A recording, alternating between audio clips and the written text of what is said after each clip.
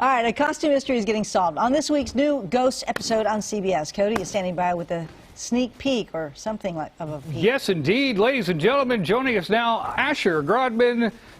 Asher, I was promised we were both not going to wear pants for this interview, man.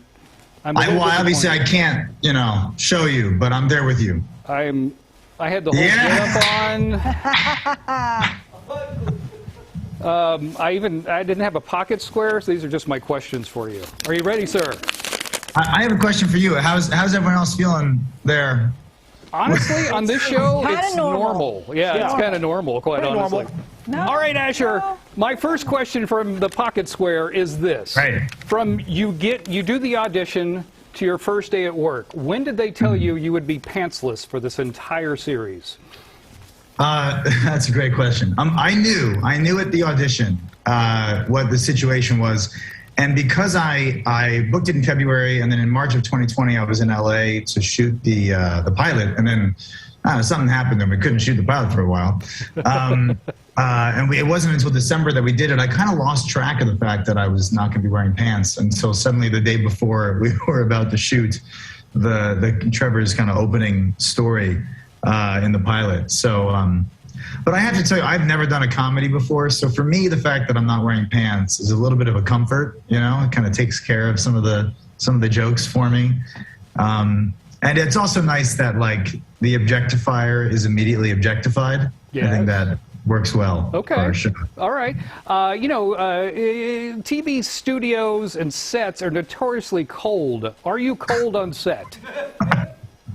Yeah, and we shoot in Montreal. Yeah, I'm cold. But I'll tell you, nothing is worse than the bugs in the summer. That's the real. Oh. That's Trevor's kryptonite. That's a good point. That's a good point. Now, I was watching the NCAA tournament, and I tweeted out my favorite part of the NCAA tournament was the announcers having to do cold reads saying, "What happened to Trevor's pants?"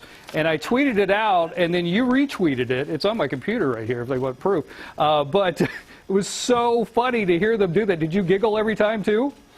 I did. And I'm so sorry I missed it, because seeing your tweet may have been the most surreal point of this whole process. And I'm a big sports fan. I wasn't watching that game, but I mean, I'm just trying to wrap my head around what that would be like watching like a Jaguars game. That's my guys, and hearing an announcer say something like that is just, it's surreal. What happened to Trevor's pants?